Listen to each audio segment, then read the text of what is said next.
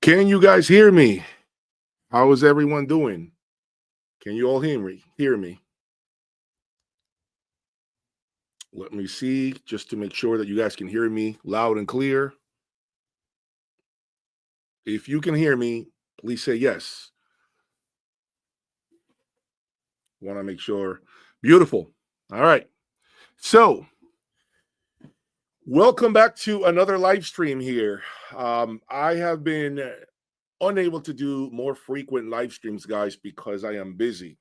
You just saw me in Tennessee yesterday. You saw a video on my channel about this incredible system that Bill Robertson, who happens to be a follower of mine, built about, I think he said a few years ago.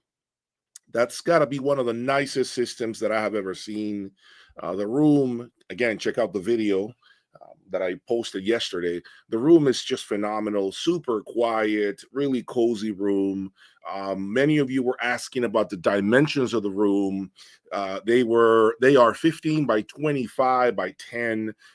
I know one of the criticisms from some of you in the comments section on this video has been that the room looks a little narrow. Now, there is something that I will say to you.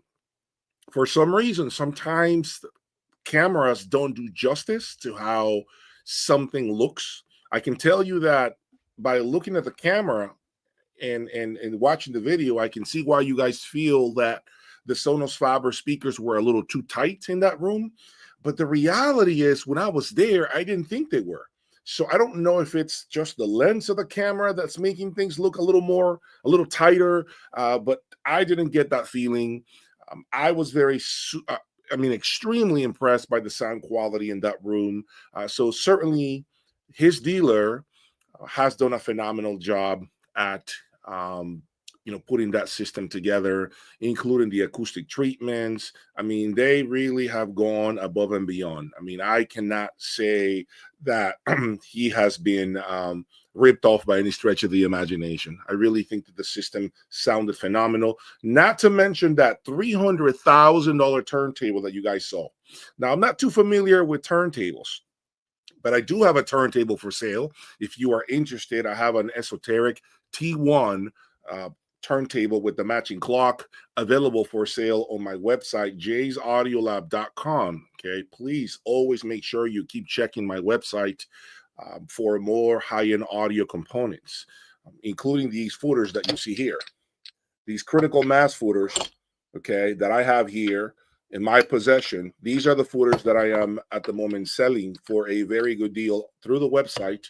Okay, these footers are phenomenal footers, because of the fact that you can use them even under regular components. So, for example, the 0.8 footers from Critical Mass Center Stage, you can put these right under your electronics. So, if you're a person that hates to buy audiophile grade stands like what you see behind me, right?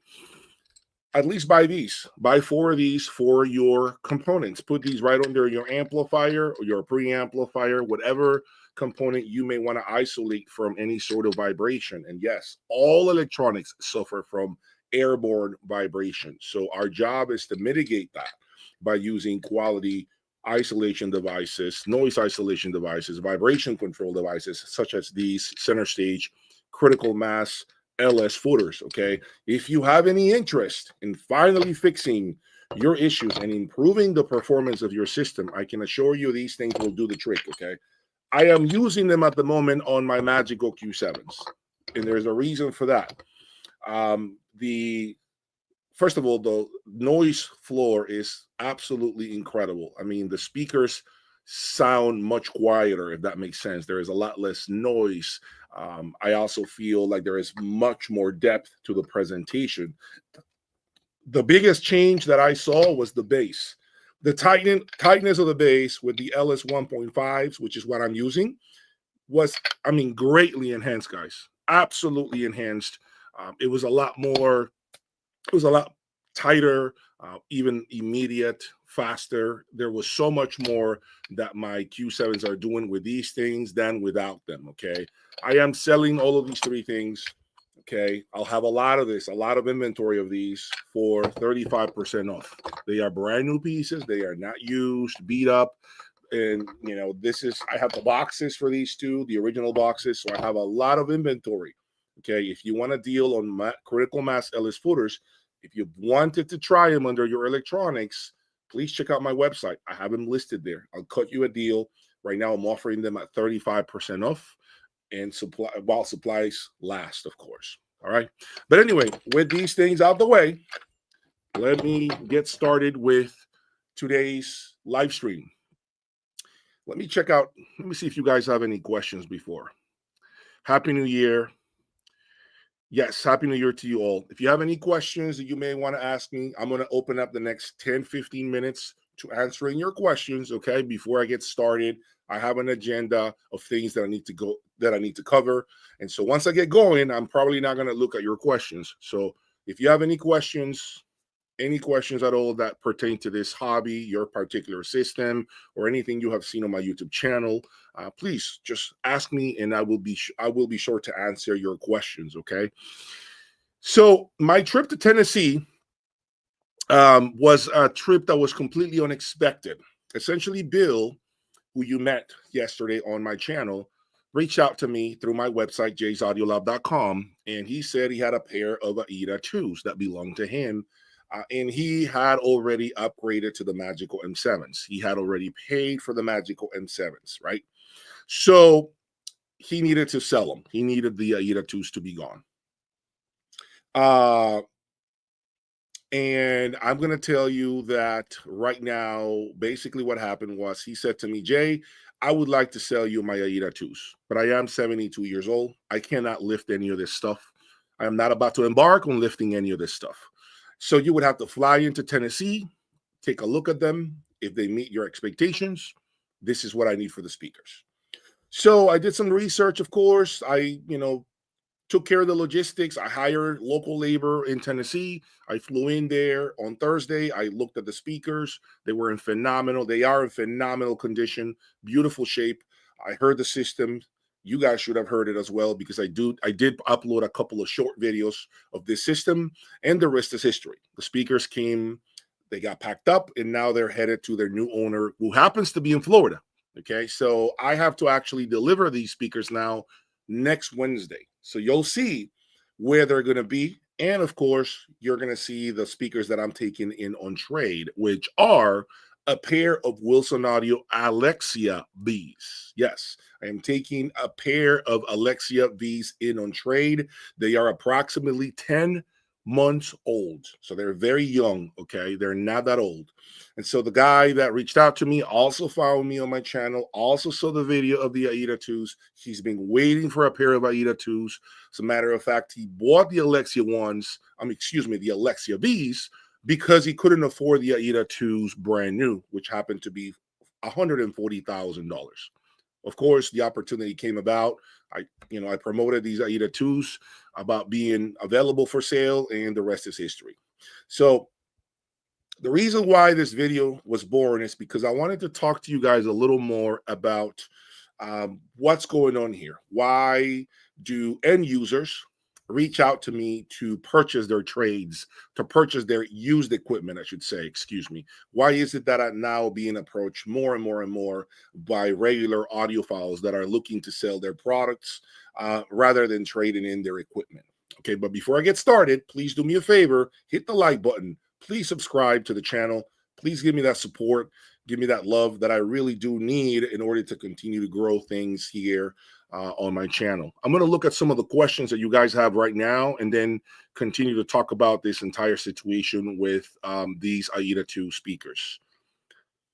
Conman says, OCD Mikey is a fraud. He completely ignored my comments on his live streams. All I can tell you is OCD Mikey is his own man. He's going to answer to whoever he wants to answer.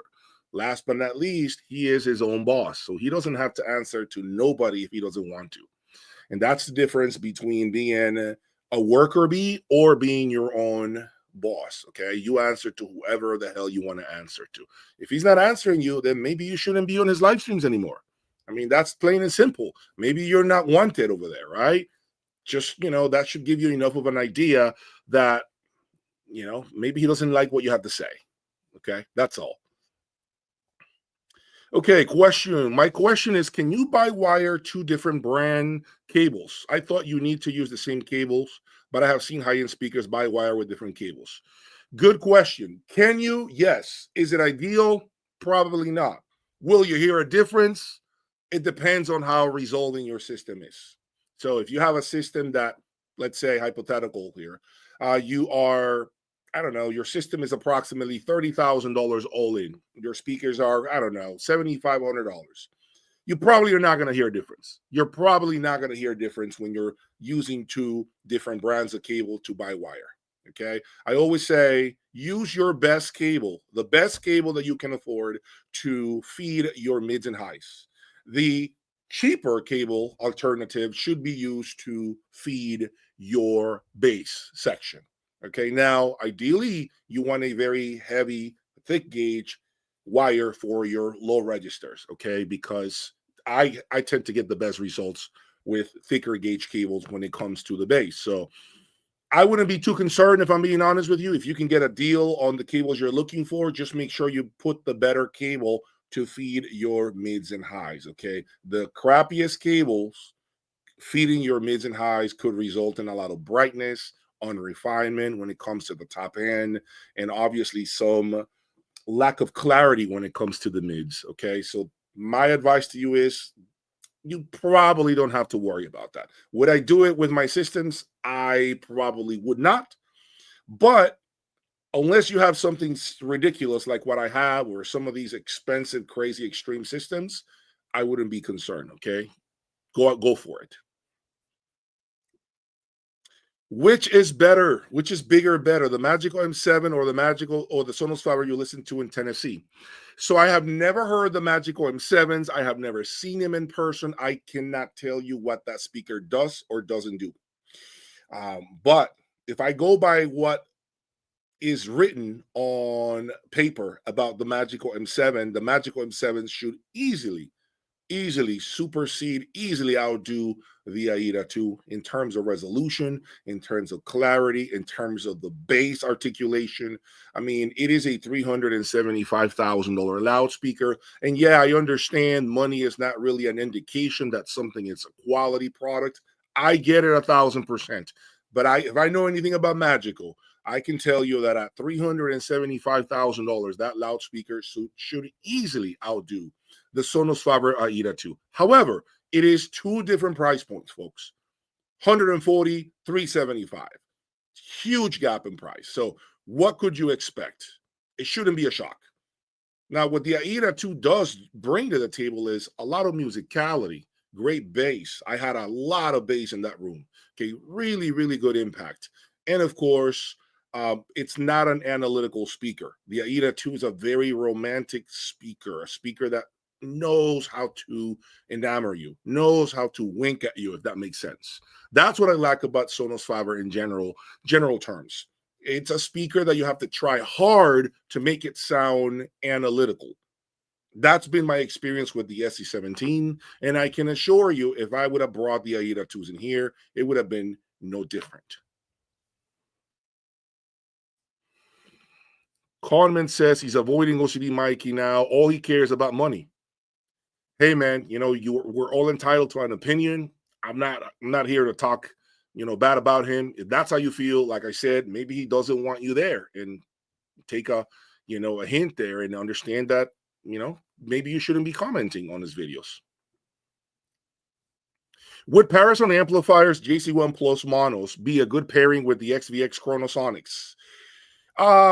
Channeling most funds to speakers, not leaving much room for equipment. Look, I would say my time with the JC1 Parasound Plus monoblocks was really, really short-lived. However, I remember the amplifier still.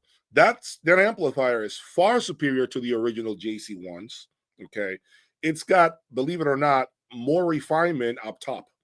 One of the biggest knocks of the original JC1 Parasound amplifiers was never the bass, but rather the top end.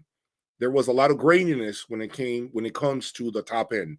The new JC1 Pluses, in my opinion, have definitely improved the top end. Now, it's not going to be Solution level, Constellation level, or Griffin level top end. Okay, it will never be. But it is a lot of bang for the buck. And what I do like about the JC1 Pluses is the grip it has on the low registers. The JC1 Pluses have a incredible control over the bass. Okay, I love that about the JC1 Pluses and even the original JC1s.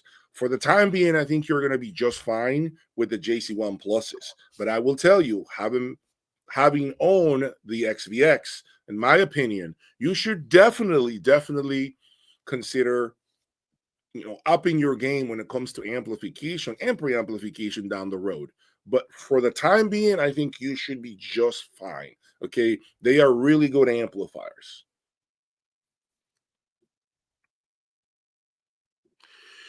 Todd is saying OCD is certainly a hi-fi hustler.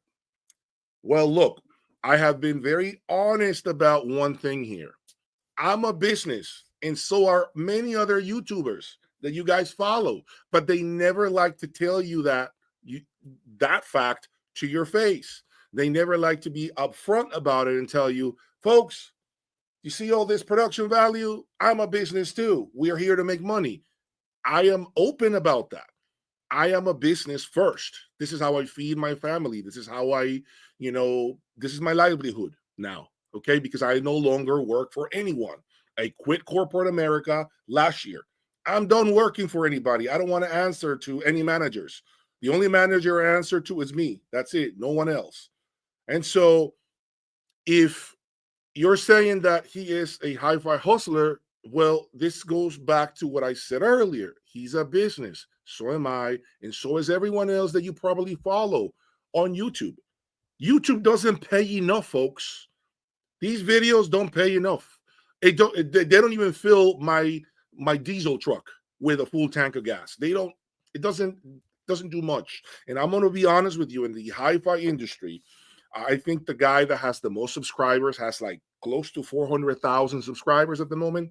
And that guy is doing iPods, iPads, headphones, hair dryers, shirts, couches. He's doing lawnmowers. This dude is doing everything. But he calls himself a hi-fi audio guy, okay? It's more like a lifestyle channel, okay? But if we're strictly dedicated to nothing else other than hi-fi, we're never going to see somebody with 1 million subscribers. We're never going to have someone in this industry with 1 million subscribers. It's a tiny, tiny industry, okay? In order for you to really make good money on YouTube, you have to have at least 1 million subscribers. And so if you're far from having 1 million subscribers, you got to think of ways to generate money. This is what Mikey is doing. He's clearly using his platform to find clients, and there's nothing wrong with it.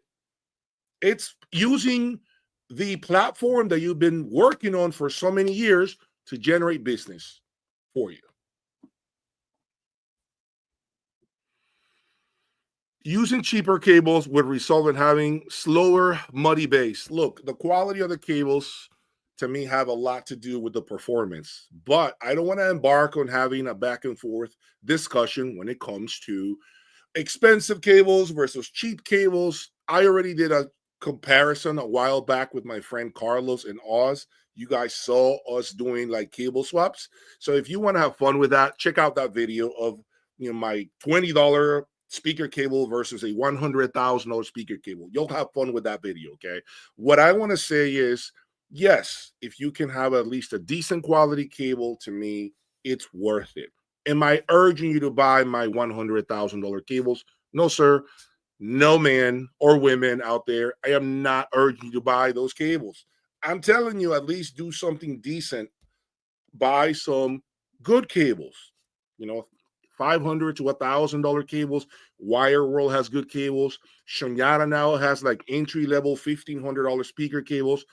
That kind of cable. Buy something good so you at least feel better about your system. Okay, that's all I'm saying. Don't break the bank. And I'm the dude that spends crazy money. I'm the one telling you don't break the bank. You see what I'm saying? I'm the one telling you not to. However, of course, once you get to a certain level when it comes to your system, then yes, we got to start looking at the cables a lot closer. But for the majority of you that follow me, no, you probably shouldn't be spending $100,000 on cables, $30,000 in speaker cables or interconnects. You probably shouldn't.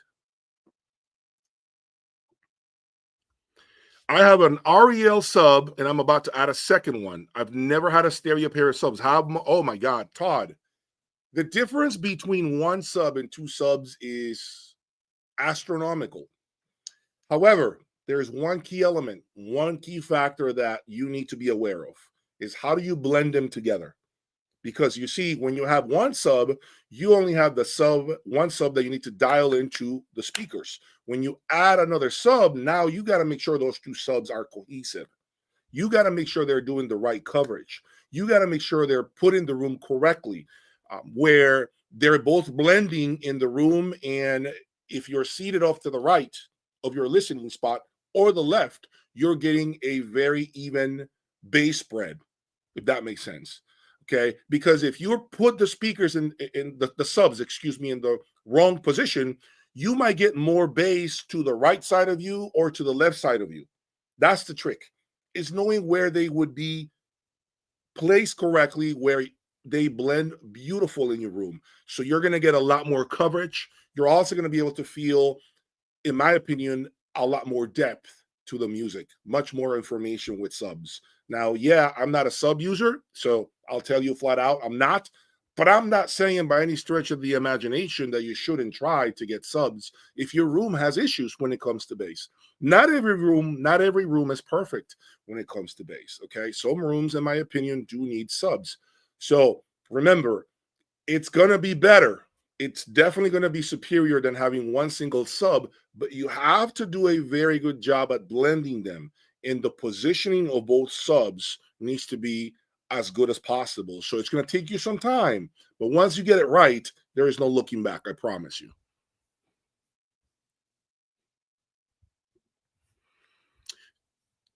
Yes, Todd, he has as much integrity as the average used car salesman. As I said to you, con man, maybe you shouldn't be there anymore. Maybe you shouldn't be on his channel watching the live streams, right? That's all. If he doesn't want you there, you can't knock him for that. Well, I have to give props to anybody that can start up their own small business and make a living doing it. Personally, I'm not a salesman type personality myself, unfortunately, I suppose. Yeah, it's not for everyone to be a salesman. It really isn't. I have a hard time, being a salesman. Hello, Jay. So far, how is the experience with the CH Precision amplifier? How is it compared to the Griffin Sonic Signature? So I'm going to do a quick video here, a quick comparison, because this question that Fernando's posing here is really something that I haven't done. Okay, I'm going to give you a quick 2-minute comparison between Griffin and CH with my limited experience with CH amplification. So Griffin is going to be the more liquid amplifier because they do believe in that old school Class A bias system. They're very different than Boulder, okay, which is sliding bias. Griffin is about essentially heating up the amplifier to extreme temperatures to create far more musicality and liquidity. This is the same approach that the old school amplifiers from the 90s did. For example, Threshold and Krell and all those big boy amplifiers, they did the same thing. So Griffin has carried on with the same type of formula throughout the years. So Griffin is also going to be slightly darker than CH Precision. Now, the darkest Griffin amplifier, again, it's my opinion, is the Antillean Evo. That's been the darkest sounding amplifier. So if you have electronics that are a little too bright, right, there's too much edginess, I think that the Antillean Evo is the perfect partner for that type of system. Now, how does Griffin compare to CH Precision? As I said earlier, Griffin is going to be slightly darker. This does not mean that it is veil. This doesn't mean that it is, really muddy sounding or anything like that. No, it's just going to be darker in comparison to CH Precision. CH Precision is going to be cleaner sounding, way clearer sounding, okay, highly resolving. Where I think they are different is not only the fact that sonically speaking, one is darker and the other one is clearer sounding, but rather also the overall robustness of the sound. Griffin is going to be a lot more like it's going to be like a silverback gorilla when it comes to the presentation. It's going to pound your chest with incredible muscularity. It's going to have a lot of deep bass notes, very big soundstage. And so Griffin amps do have a certain color to them, if that makes sense. They do have a certain tonality to them. CH Precision is, I would say, maybe a tad more resolving than Griffin. Maybe a little more like, I wouldn't call it neutral, but it does it attempts to get out the way even more than Griffin amplifiers do. However, the knock on CH Precision would be that it's not a muscular, robust type of presentation like Griffin. This does not mean that it is lean sounding, but it is leaner sounding than Griffin would be, right? That's the best comparison I can give you at this time. So both of them, I mean, for $39,000, this amplifier that I have behind me, the CH 1.5, okay, which is listed on my website, I don't think I've ever met an amplifier or owned an amplifier for $39,000 MSRP that has the level of transparency and resolution that this CH Precision amplifier brings to the table. Not to mention, I haven't even started to play with the global feedback adjustment that this amplifier has. Okay, this is their entry-level CH Precision amplifier, the 1.5. Now that I'm back home from Tennessee, I will get back on the horse and continue to play with it for some more time because the amplifier has been on now for about a week. So I should be able to listen to it now and see if the sound has transformed at all. At the end of the day, with all that said and done, both of them are phenomenal amplifiers. You cannot go wrong with one or the other. It's all about system matching and, of course, your personal needs, your preferences. What do you want? Do you want sheer clarity, extreme neutrality? I think the CH will do a better job at that. But if you want a muscular, devastating, chest pounding presentation with a huge soundstage and this liquid, old school Class A sound, Griffin will give you that. It really is entirely up to you.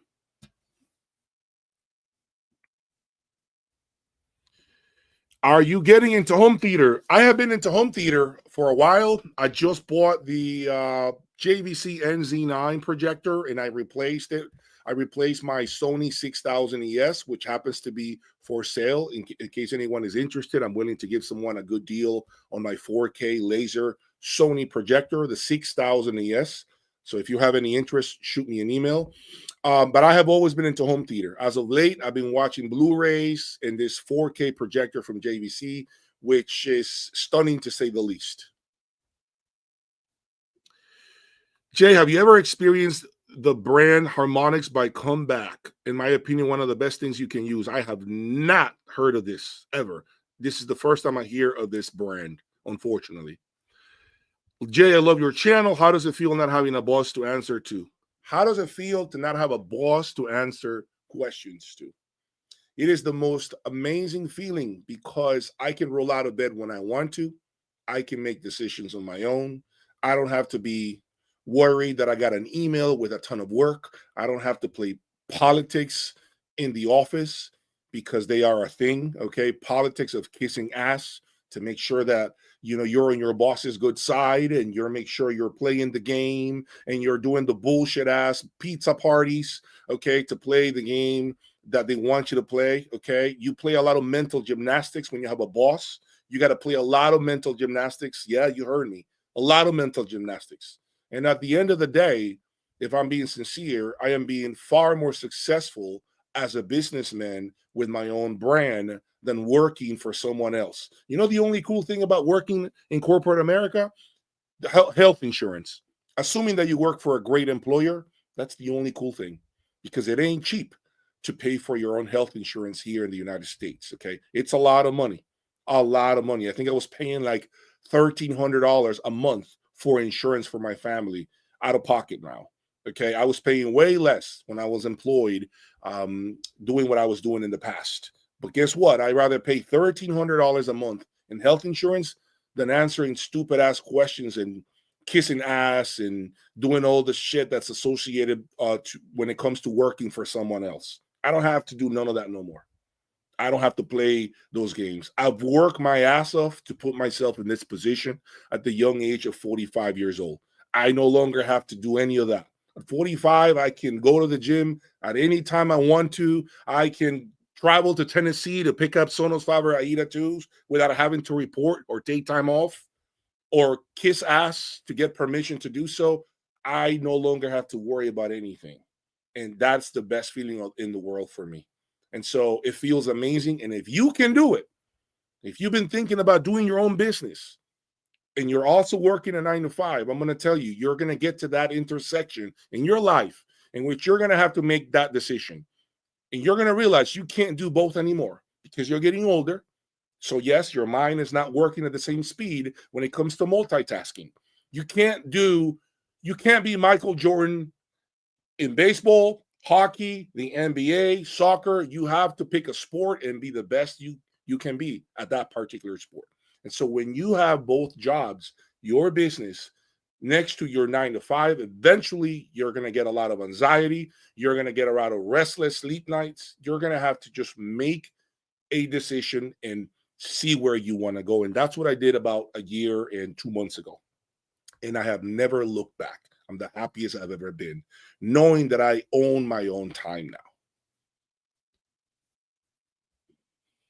You can make money and have principles, in my opinion. Yeah, you can. Unfortunately, those two never go hand in hand, right? Sometimes they're not together.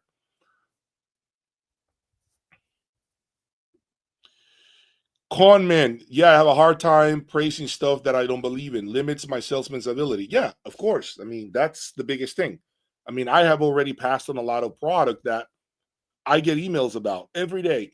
Jay, we want you to talk about this product. Jay, we want you to do this. Jay, we want you to do that. Tell us how much it would cost for us to put that product on your floor. I have passed on a lot of opportunities like that. I just don't feel that I want to sell something that I really don't believe in. I just don't want to. I really don't believe in it. Now, does that mean that everything I have on my website I believe in? That would be a lie. I lie, okay? I'm not going to do that. A lot of stuff that you see on my website is stuff that I have, that I have done business with someone, right? And we happen to, put together a deal that included some items as part of the deal. So, for example, I got cables that are affordable there, that are cheap, $150 to $200, right? Those are just parts of packages or package deals that I put together. That's how I come up on all these things. I can't review everything. And so some of you might be in position to buy affordable stuff. And that's why I list it, because I know it can serve some of you out there really well. Conman, I don't believe anyone in this industry. I work things out for myself. Then I spend my money. Great. If that works for you, man, do what suits you the most. Do what you believe in. Okay. Don't do what doesn't feel right.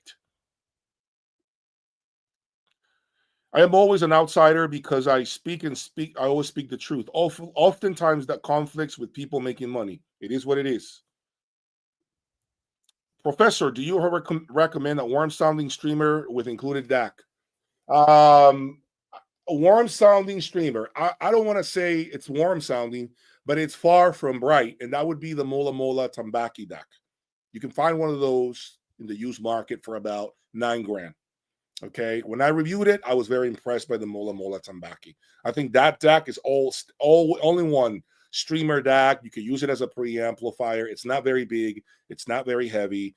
I think that's one quality product. Okay. If you look around hard enough, you can get it for a good deal. Any thoughts on Denafrips DACs? I don't have any opinion on that. I've heard a lot about that brand, never really bought it or intended to buy it. I can't give you any feedback. Jay, I recently read dedicated power lines are not as impactful as having thicker wall wire. 10 gauge plus. Thoughts? Do you have dedicated power line to your amps?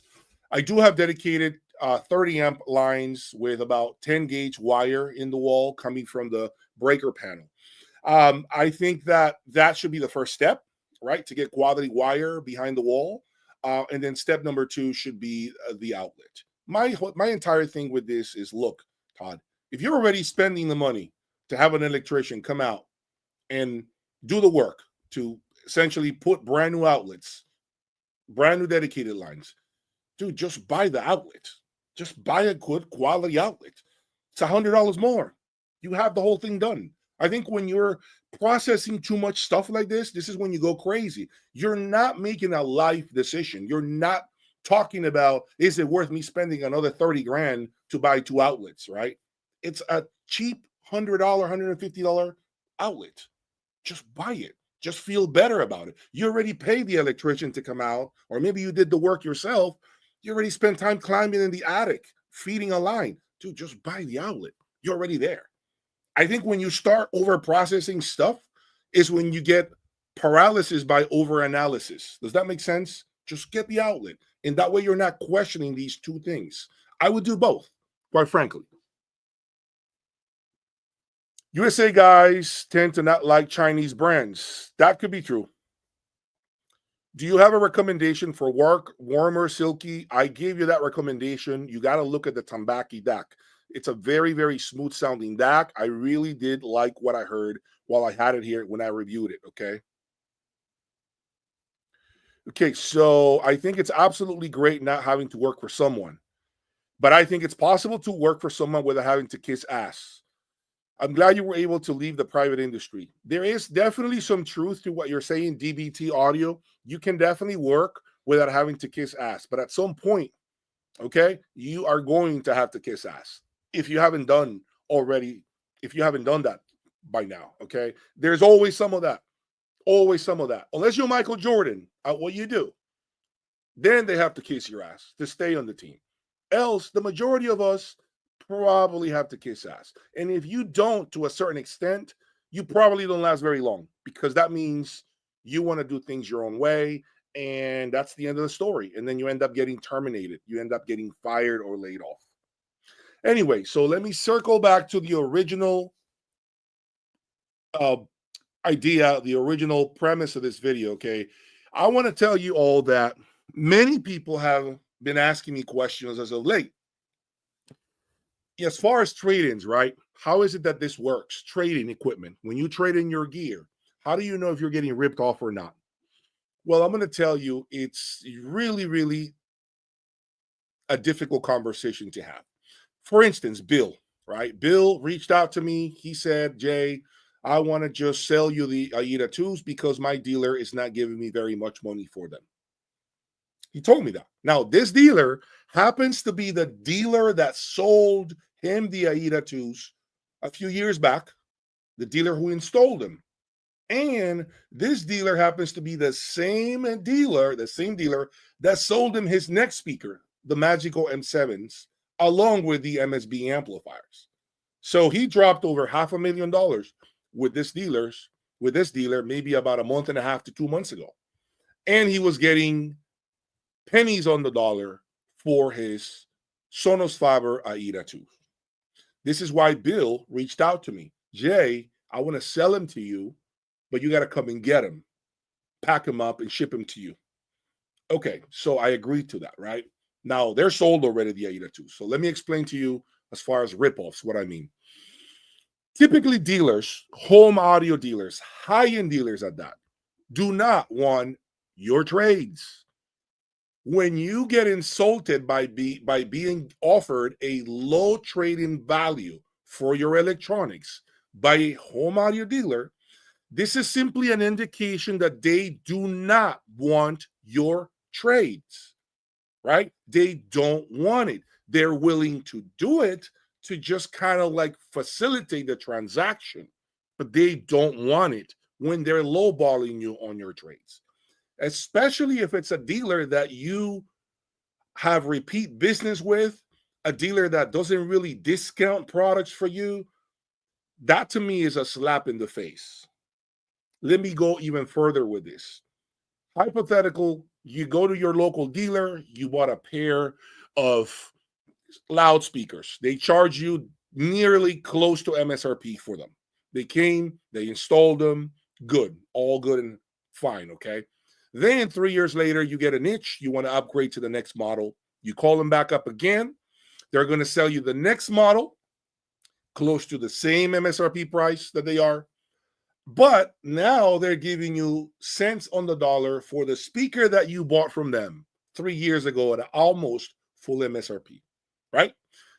Why are they lowballing you when in reality they should be like, man, this guy bought that speaker from us. He paid us nearly close to MSRP, and now he's buying a speaker twice the amount of money at full MSRP. We should be more generous with him and give him a higher, trade-in value. When they do not do that and they don't think about you like that as a customer, okay, that means, in my opinion, that they don't want your trade no more. They don't want it back. They want you to get rid of it. They want to almost force you to sell it. This is when and where I come into the picture, because I can come in and buy it for a fair amount where I'm still making money when I sell it, and you make more money than your local dealer would give you or whatever dealer you're working with. That's how you need to understand the business works, okay? That's one thing. Secondly, another reason why that dealer may not want your trade, hence they're giving you a terrible trading value, is because maybe what you're trading in is a brand they represent. So you might be wondering, well, why does that even matter? I'm going to tell you why that matters. Because if that dealer takes back on trade the speaker they sold you 3 years ago, now they're stuck with a speaker that's on their floor that they cannot list online because they're a dealer for that brand. So now they're betting on foot traffic to walk in and purchase that speaker that's sitting on the floor. Manufacturers forbid dealers from listing their products if they are a dealer for their brand. So that makes that dealer's job harder to sell that product that you traded back into them because they can't market it. What are they going to do? Call every single customer and offer those speakers? They can't do that either. So that's why for them, it's a pain in the butt oftentimes to take back stuff on trade. This is how a lot of these things you see behind me come to me, because they look at it as, dude, I can't sit on this product for 6 months because I can't list it. No one is walking through the door to buy a pair of, I don't know, Griffin Apex monoblocks, for example, that are used. And I'm a dealer for Griffin. And so what am I going to do? This is how things end up with me, because I can buy things like that. So the point I'm trying to make is this. If a dealer is giving you a low trade-in value, it's just basically the dealer telling you, we don't want your shit, but we're willing to give you something for it so that we can close out this deal. That's how the business works. That's what you may not understand. Okay. Don't get offended either. And I'm going to explain to you another reason why you shouldn't get offended. Let me tell you why. Some of you, and I'm going to be very honest here, want top dollar for your trades. And you want your dealer to take down their pants when it comes to the price of that next brand new product you want. So you want a discount from the top, the product you're trying to buy, and you want maximum trading value. So what you're doing is you're minimizing now their profit margin. It doesn't work that way, folks. You can't have 30% off from the top and top dollar for your trade. It doesn't work that way. You know why? Because dealers need cash flow. Trade-ins are not cash flows. This is why some dealers don't even take trades. You want me to tell you another reason why they don't want to take trades sometimes? Let me explain to you why. Let's say you're looking for a $200,000 speaker. You're going to order it from your dealer, right? So the dealer says, okay, I'll give you a break. I'll sell it to you for $180,000. That's 10% off. Okay, what do you have to trade us? Okay, I have to trade you a speaker. Now, it so happens that that speaker, trade-in value on that speaker is quite high. Let's just call it $120,000 trade-in value. That dealer doesn't want that deal. You know why? Because now you're out of pocket. Your cash difference is 60 grand plus your trade to buy that next speaker. They only collected $60,000. And I can assure you their cost is more than $60,000 for that $200,000 speaker you want. So what happens is now they have to come out of pocket to pay for that speaker that you want, right? The 60 grand you gave them plus whatever dollars more on top they need to pull out of their bank account to pay for your next speaker. So now they're negative equity. They are upside down until they sell that trade-in of yours. What if that trade-in of yours sits there for 6 months? They still haven't made a dime off of you. Meanwhile, that electricity continues to send them a bill at the end of the month. Phone, internet, employees, and they're still with your loudspeaker as part of their inventory, your trade-in. Do you see how business works now? Do you understand now? Is it kind of making sense as to why it doesn't make sense sometimes to take certain trades for dealers? Now, these are things that you guys need to be educated on. This is part of business 101 here that many of you don't see. It makes no sense for a dealer to have to go to their bank account to pull out money to pay for your product because you're trading in something that has a high trade-in value. It makes no sense for them. No, this is why they call me, so that I can take this product off their hands, and then now they're profitable. So that's why they have to lowball you. Instead of giving you 120 for that trade-in, they'll give you 60, 70, $50,000 less, and then you get offended. But this is why, folks, because you're giving them something that has too much equity for what you're trying to buy. That's how business works. This industry, as many other industries, rely on cash flow. Cash is king for businesses. There is no money in it. It doesn't make any sense when they have a bunch of inventory trapped. Money trapped in their inventory, excuse me. It doesn't make any sense for dealers because there's no telling how long it will take to sell something. You see what I'm saying? So that's why you have to resort to people like the music room, which, by the way, the music room charges you 30% fees to sell your product. That means if you have a product that could be sold for 100 grand, you're going to net about $70,000 when they sell it. So you're paying them 30% for the service, and rightfully so. They're a business. They take the risk. If it gets damaged, they are liable for it. They're marketing it on their website, on Audiogon, on everywhere. So they do deserve that 30% profit. They do. That's what the business is about, so that you don't have to do it. Now, if you attempt to sell the music room, as I have done years ago, okay, years ago, I attempted to sell some product to them. They will give you a punch in the stomach that will knock you out cold, that will make you puke your lunch.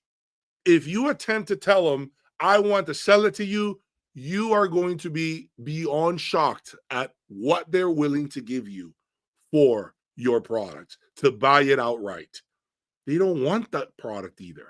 You know why? Because it's not easy to sell. I'm the only crazy MF that buys this madness to resell, because I'm blessed to be able to at least afford it, and I don't mind keeping it on hand because I have no overhead, like no employees, just me. But when you're a business like the music room, you got people, you got warehouse employees, lights, rent. I'm not going to buy a $100,000 amplifier. I'm not going to do that. If I'm the music room, I'm going to offer you 20 grand for it if you want it gone. That's what they would do. I know this because I attempted to sell them Magical S5 MK2s loudspeakers about 3 years ago. I have the emails that I can show you. That speaker was, at that point in time, the S5 MK2 Magical was worth about $23,000, $24,000 on Audiogon, more or less. So I told him, I said, I'd like to go through you guys. He says, okay, you have to ship it to us. And then after that, we'll take pictures. And then, our fee is like 30%. I said, what if I just sell it to you? I don't want to deal with that. They offer me $8,000 for it. I repeat, $8,000 for it. Used market value is around 23 to 25 at that point in time. Because again, no one wants to get stuck with this shit. Only me. I'm the only fool that does that. Luckily for my business, because it's a high risk, high reward, and I'm the only fool doing this. Yes, I'm the only person buying a lot of high-end gear. No one else is doing this. This is a fact. I'm not bluffing and I'm making this up. I'm the only person selling world-class electronics, high-end stuff. No one else is selling used high-end gear at the level that I do. No one else. Okay? Because it's scary. It's like Bitcoin. That's essentially what you have to have a mindset of. Bitcoin mindset to do the type of business, to run the type of business that I run. $250,000 is like $25, basically sending wires all the time. High risk, high reward. I got scammed 3 times already. Over 100 grand in losses. So this is why now a lot of other people in the industry are looking at me as, let me call Jay, because I don't want to take the offer from the music room. It's too stupid. And I don't feel like waiting on the music room to sell my product and then taking 6 months to do so. They call me, we put together a deal, and it's done. They move on with that money and they're reinvested in their business. That's how it works, folks. Let me take a couple of extra questions. In the meantime, please hit the like button and subscribe. I really appreciate you guys being with me here today, this Sunday afternoon. Hit that like button, and I'm going to give you a couple of more insights about this entire situation when it comes to trading value. Thank you for the advice. I'm also looking at a Super Audio CD player. Yes, I have a Super Audio CD player.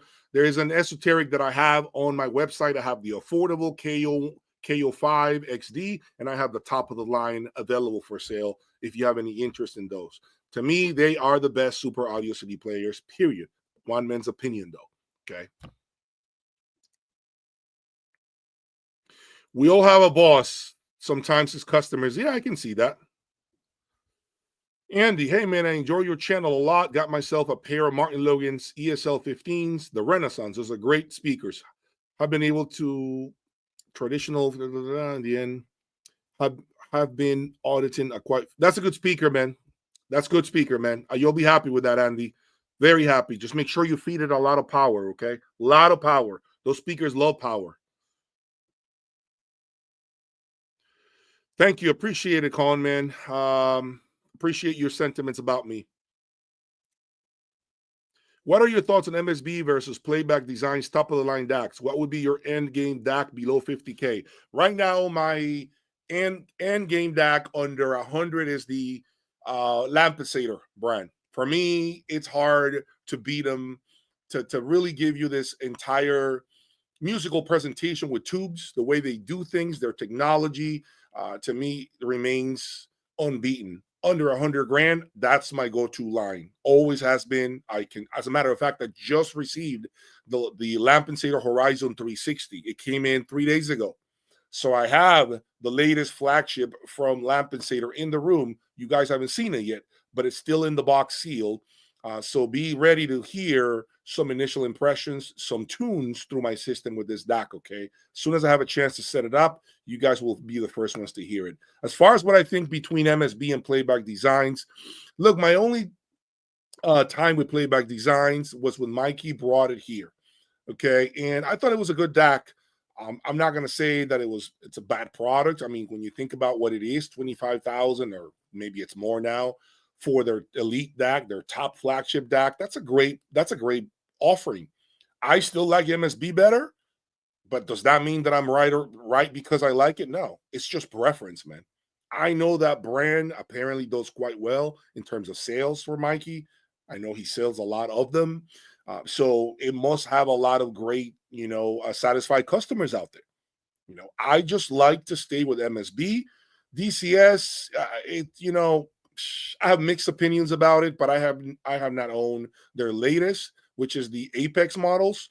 The original Rossini and original Vivaldi to me were too analytical, way too bright. And I've always preferred MSB because of that, because I do find MSB, I would call it a little more analog like, if that makes sense, and not to mention the deals in which now you can buy the Select 2 DAC. Select 2, you can find it for steals now. It's a hell of a DAC, a lot of bang for the buck. The Select 2 can probably outperform any DAC under 100 grand, even today. It's a hell of a DAC.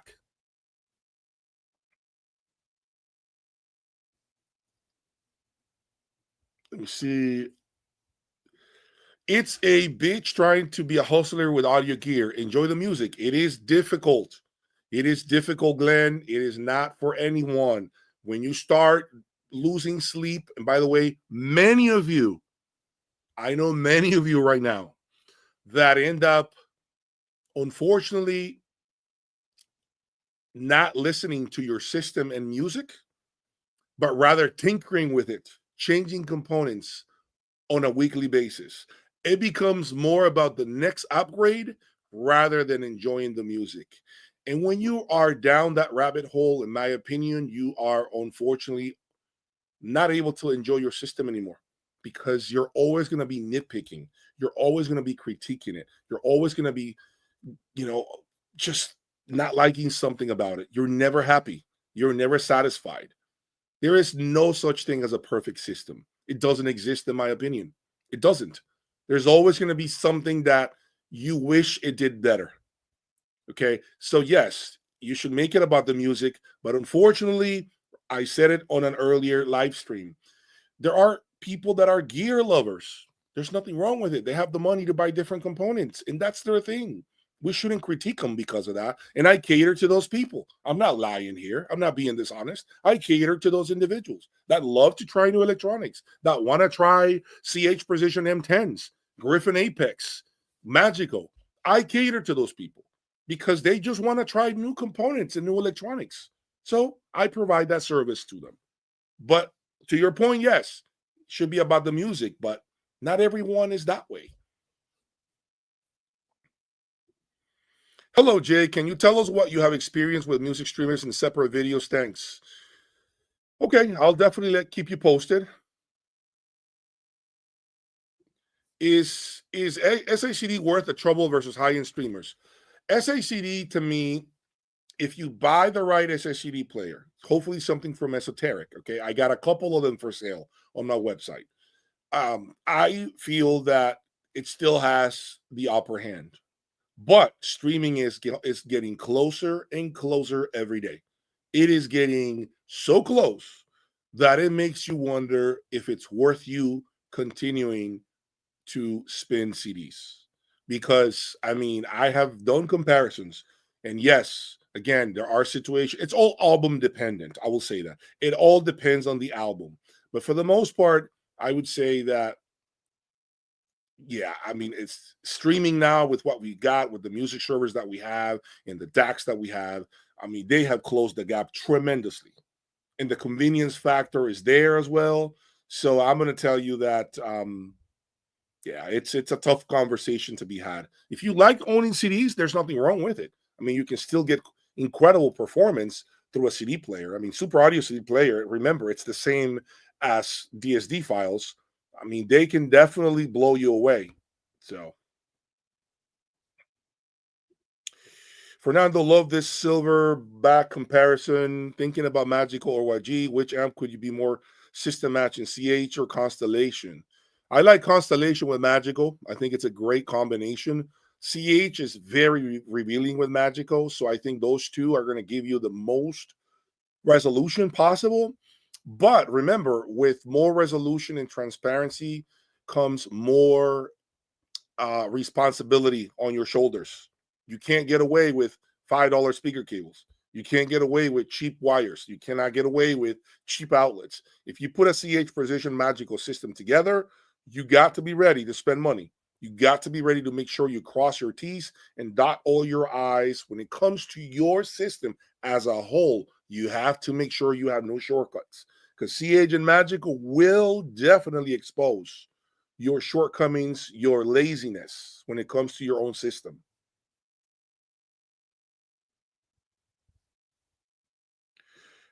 Okay, DVT audio. What's the most important component? Preamp, amp, DAC, or streamer? My experience, the streamer is not as important as the preamp, amp, or DAC. This is a very subjective opinion.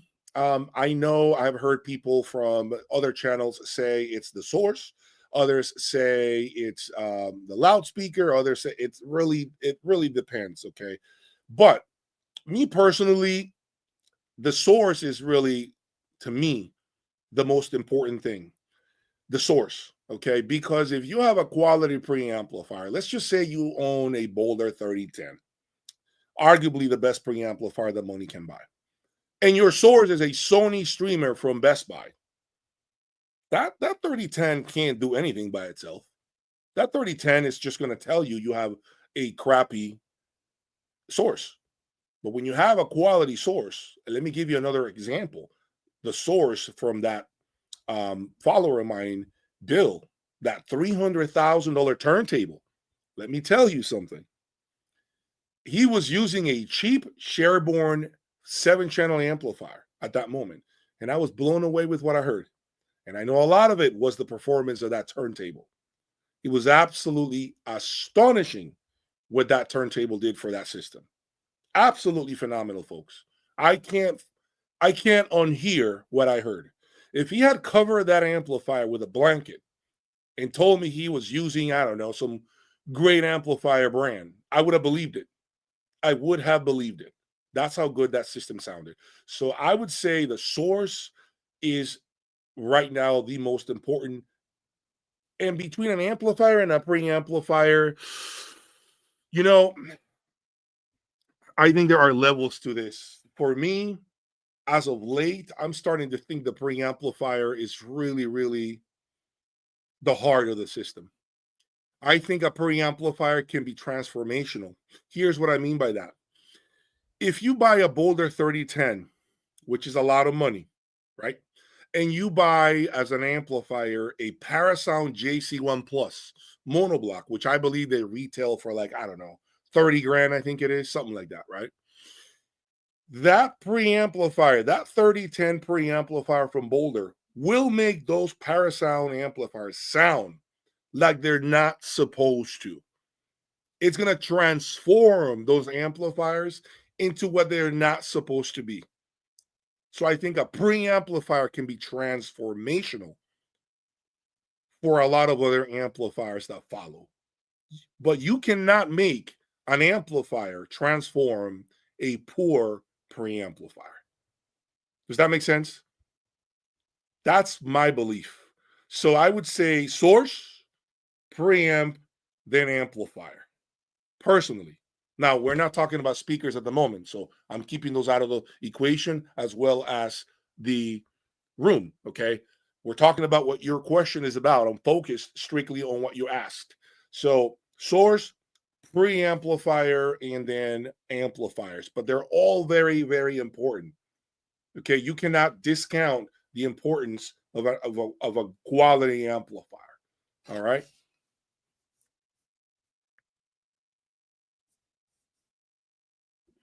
Hey Jay, what do you think of the Mola Mola Tambaki compares to the Playback Designs DAC? My recollection would be, if I go by what I remember, and it's been a while. I will say this, full disclosure, it's been a while since I've heard the Playback Design MPD8, I think it's called, the flagship Playback Design DAC.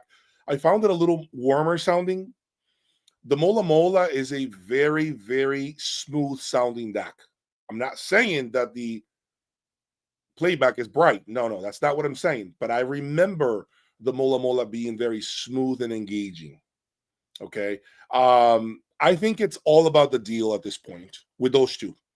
I think if you can get a deal on the Mola Mola DAC, you shouldn't look back. I think you should just go for that. Put the money elsewhere. I think the Mola Mola DAC is one of the most impressive DACs for the money, especially for the money that you can buy it. It'll serve you. It would serve you well in just about any system, unless you have a very crazy expensive system. Then I can see the need for you to up your game. But for the most part, a Mola Mola DAC, the Tambaki, would play absolutely phenomenally in just about any system out there. Cash is king in every business. There is no doubt in that. Definitely.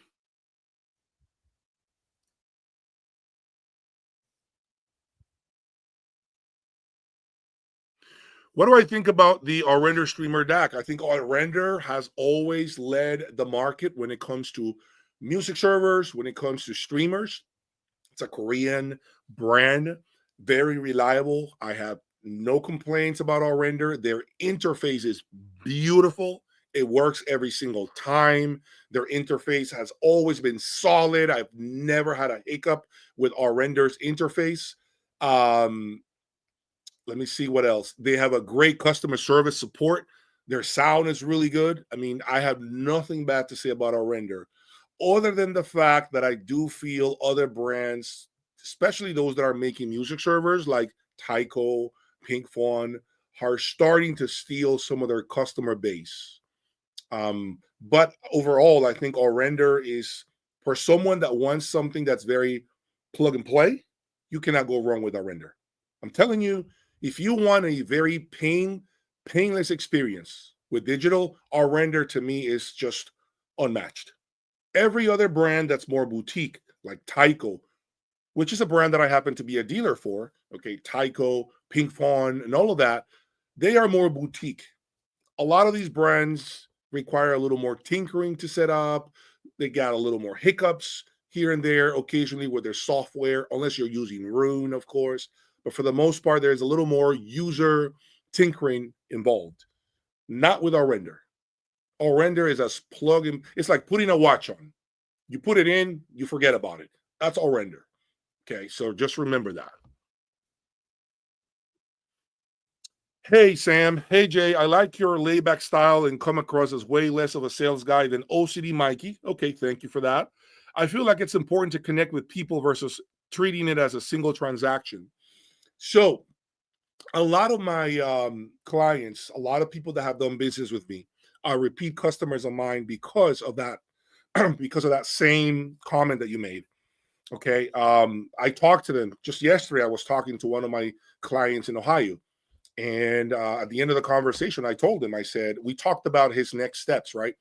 And I told him, I said, look, we can brainstorm all day.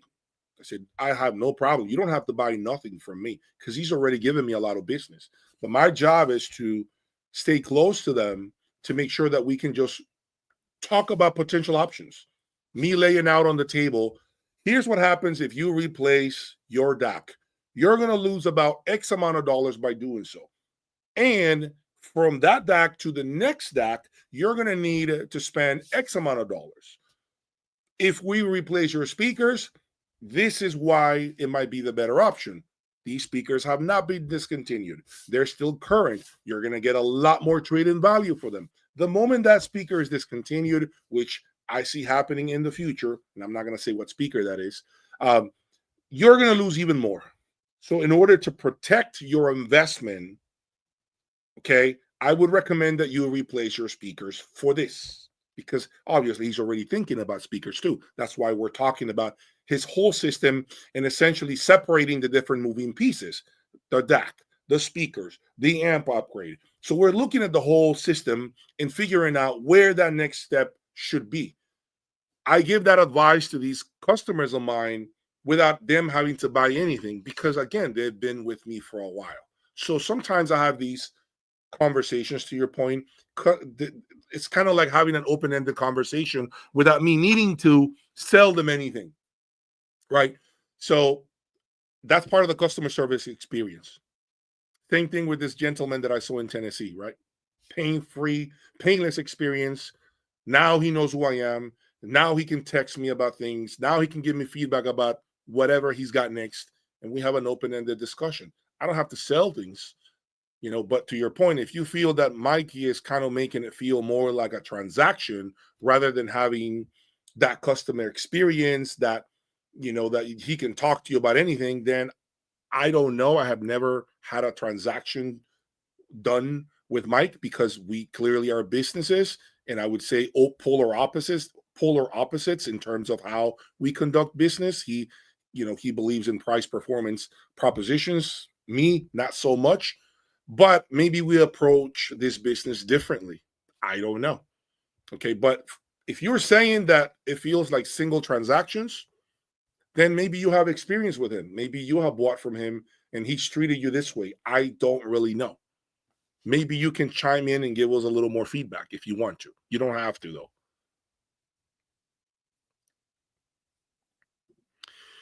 Jimmy, pivot traded Marty. 1 year from now with Audio Group Denmark, Boris and X6s. I have the AVIC 580 series DAC and amplifier, phenomenal system, and I do want to upgrade one day, but you saved me a lot of money, brother, all in one. I'm glad I served you. I'm glad you listened to me. I don't sell Borison. I don't sell Audio Group Denmark products. I'm not a dealer for them. Okay, but I have the pleasure of knowing those guys, of having good relationships with them.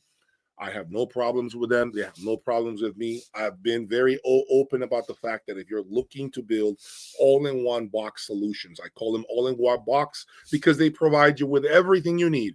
I've said it again. I've said it a million times, and I'll say it again. They give you that opportunity. You buy their amps, their matching preamps or integrated, and cables and power solutions, and you are done. You are done. You don't have to worry about anything else. So I'm glad that my advice served you well. Have you heard a TVC transformer volume control preamp? I have never heard such preamplifier design. This is why we use the chain analogy. You're only as good as your weakest link. No doubt. No doubt. You're only as good as your weakest link. Yes. Very true. Very true, James. You're clearly in the deep end. Sonos, Faber, and Wilson Audio seem to be the brands I'm most interested in for looks and sound. Thoughts? Amazing brands. Sonos, Faber, amazing brand from Italy. It's one of the most Americanized loudspeaker brands, in my opinion, that come from Europe. No one from Europe, no other loudspeaker brand from Europe has as much traction in the United States as Sonos Faber does. Not even Focal. When it comes to audiophile products, loudspeakers, okay? So Sonos Faber's beautiful looks, Italian engineering, timeless design. I mean, Sonos Faber always has that high resale value as well, even when they're decades old. You know why? Because the looks are there, the materials are there, the speakers still look great. When it comes to Wilson Audio, the most iconic loudspeaker brand in the United States. Wilson Audio, even though those videos that you saw with GR Research and myself talking about the What Puppy 8s, okay? Wilson Audio continues to still be the king of loudspeakers in the United States. I'm not going to lie about that. I'm not going to sit up here and be dishonest. They are. That said, I have gotten some information from some credible sources that are telling me now that in 2025, the most searched loudspeaker brand from the US, the most searched on Google, right? Loudspeaker brand from the US is now Magical Loudspeakers. Maybe I have something to do with it. I don't know. I haven't had Wilson in a minute. So maybe I have something to do with it. I don't know. But it is for the first time. Magical loudspeakers are first time ahead of Wilson Audio loudspeakers when it comes to searches, online searches. Okay. So I don't know what that means. I know Magical is building some crazy speakers as of late, S5s, S3s. I believe the S7s are releasing probably in Munich in 2 months. Magical, in my opinion, is going to have a replacement for the M3 by the end of the year. Again, these are all predictions I'm making. I have no way to tell you that this is 100% accurate. I believe Magical has S7s coming out in Munich.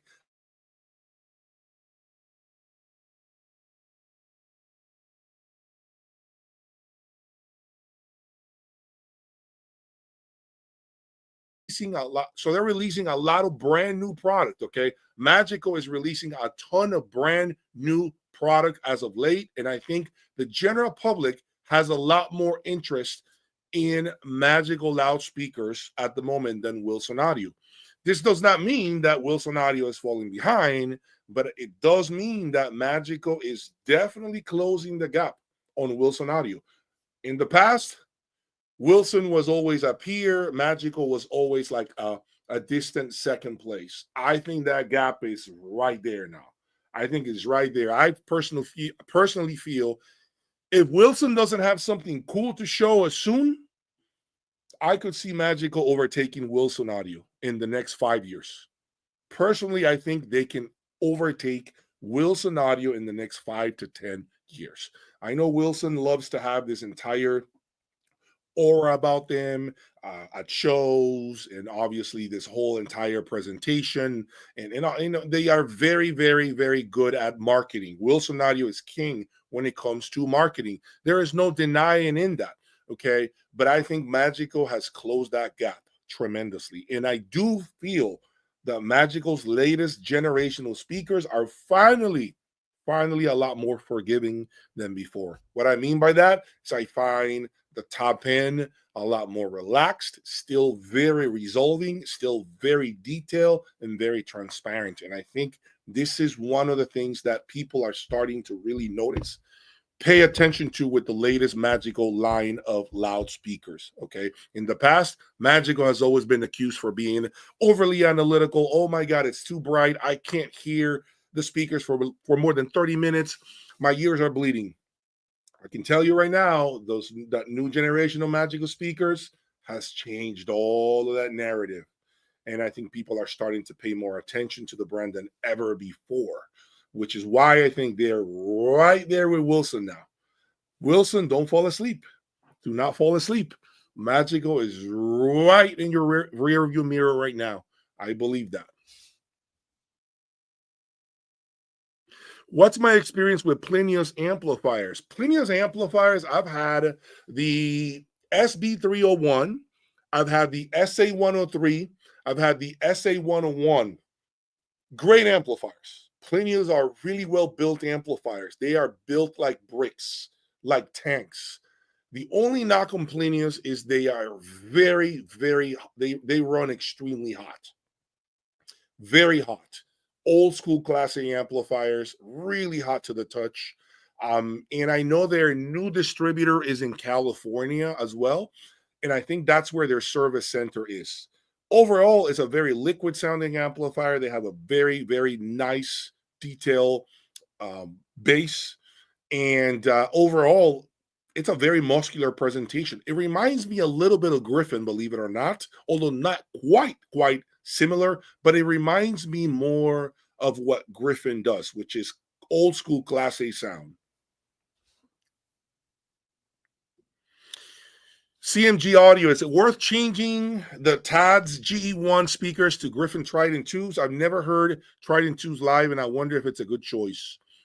That's a tough one, man, because I have no experience with TADs. I've never owned them, although I almost bought a pair of TADs as of recently, but I got a lot of other speakers at this time that are coming into the lab. So I don't really have time for TAD right now.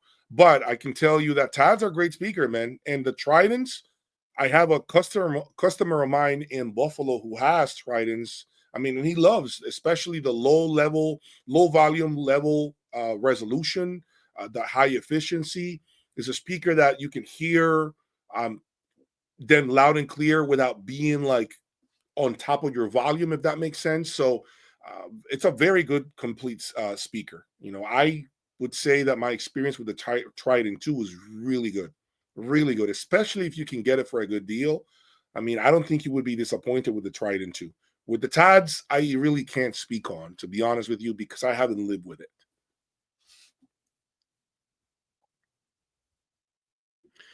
Next question. Keep the questions coming, guys. If you want more questions answered, what would you recommend for the best integrated amp on a mid-level system?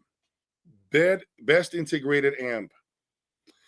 I think you need to look at the price point. If you're looking for like a good deal, I'd say you can get a Momentum integrated for like 20 grand maybe on the used market. That's a good integrated. It's really good sounding, very pretty sounding integrated. If you don't want to spend that kind of money, why don't you look at the Pass Labs? The INT 60 is a great integrated. I believe the INT 250, which is more Class AB, it's also a great integrated. Those would be my options, my top options. Let me think about another integrated. There's the Griffin 333, which I have. I have a Diablo 333. That's like $25,000. That is a hell of an integrated. The Griffin integrated would be at the top of this list, in my opinion. Will Trump trade tariffs affect your business? Good question. I don't know. But I don't do a lot of business with Mexico. I don't do a lot of business with Canada. Well, I do more business with Canada than I do with Mexico. Okay. I've only shipped out product to Mexico maybe 5 times. And I've shipped out far more product to Canada. I've imported a lot of product from Canada as well. So I don't think so, but I don't think you get. So let's say I buy something from Canada, but if the product is made in the US, what I'm importing from Canada, there is no like import tax like that 25% tariff. It's not applicable. It's only when it's Canadian goods that it would be applicable. But if it's, let's say I'm importing a pair of Wilson Audio speakers from Canada, there is no 25% fee or anything like that because it's American made product. That's how that works. Can I recommend XLR cables that does not color the sound in lowest budget possible, like under 2K? And so I would say look at the new brand, the new line of XLRs from Shunyata. I think those are great. Those are great cables. The great XLRs. I like my cable line, of course. I'm biased, but I like my Authentic Audio Image XLR cables. I have a couple of demo XLRs too that I can offer you a deal on if you have any interest, because they're very detailed, very clean, very clear sounding. They don't break the bank, and I think that they will make you question the need to spend more money on XLRs. That's key. I like to put up. I love to put options in front of you that sound good and that make you question the need to spend more. Those are the type of brands that I want to represent. Rob, what is my opinion on isolation versus speakers being coupled? I recently had experience with a very high stand mount speaker and coupled to my ears, there was more detail and refined. So I've heard that my Q7s right behind me would sound better. I was told this. I don't know if it's true. Would sound better if I spiked them on the ground on the floor than if I use any of these footers. I don't know yet if that's the case, but I'm curious to try that. Okay, I've heard from a lot of people that they keep telling me spike him, spike him, spike him. They're going to sound better. If you feel that couple sounded more detailed and defined to your ears, it doesn't surprise me. It doesn't surprise me. I would say that that can be something that I would need to investigate a little further. But it's all at the end of the day, what you prefer. You're not right or wrong for liking the latter.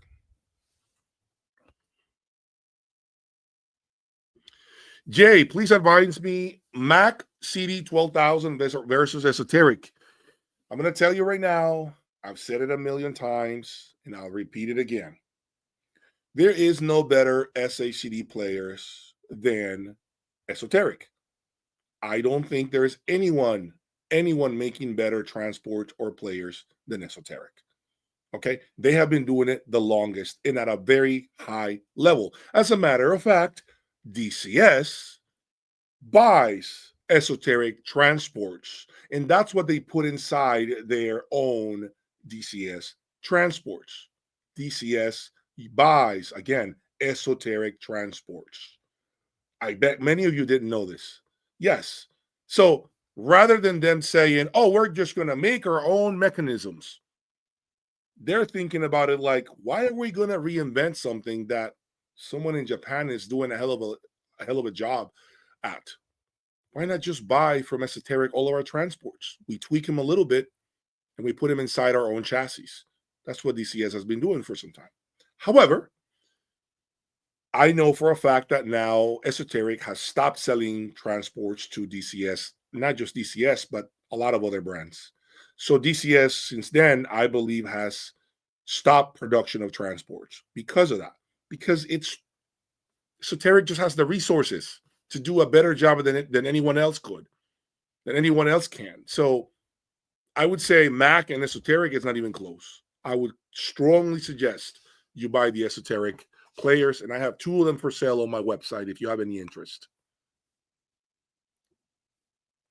Jay, why not take the Pepsi challenge and do a good evaluation of OCD's main products he believes is the end all be all DAC preamp playback design MPD8 is 25K, so it still qualifies for exotic. I'm going to tell you why I don't embark on that. One reason, if I'm being honest, is because it's drama. Pure drama. And so if it's drama, you guys are going to love that drama. You guys are going to be all over that. You're going to go hop on his channel and start shit over there and then come back to mine and start shit over here and then go back over there and start shit over there. I know that's what you guys do, right? So the drama associated with that, I don't know if I want it. I don't know if I have a need for that heat in my kitchen. Okay, that's one. And number 2, it's giving a light to products that he represents. He already markets them. He already does a fine job doing that. He sells a lot of that according to him. So by me shining a light on the playback design player is only helping him, not me. I'm not helping myself. Basically, I have nothing to gain from it. Let's say I discovered that the product is not that good. I gain nothing from that. Think about it. What do I gain from that? Nothing. So that's why I just don't think it serves me any purpose that benefits my business. Hi, Jay. Just clarify, I haven't purchased from Mikey. It's more of a question of style. He just doesn't strike me as a someone I'd... you caught off there, Sam. So maybe you can come back with the full statement of what you were going to say. Okay, so here it is. So, hi, Jay. Just to clarify, I haven't purchased anything from OCD Mikey. Not a criticism, but an observation. He's just not my style of guy. What is it about him that you don't like? What about his style? Can you expand on this a little more?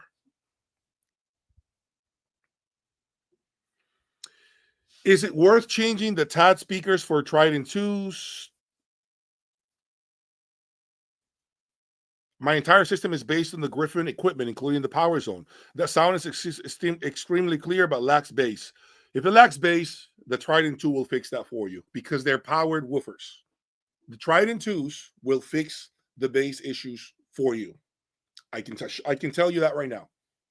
I can tell you that right now. They have a 300-watt amplifier built in. I believe they have the same amplifier that's found inside the Diablo 300 integrated. Okay, so I know you're not going to have any sort of bass issues with that. Marco, you probably have talked about this. How do you compare the Magicals you have now to the Wilson Chronosonics? Comparing the Magical Q7s that I have behind me to the Wilson Audio Chronosonic XVXs. It's a question that I haven't answered, and I am going to do exactly that now. Before I do that, please subscribe to the channel.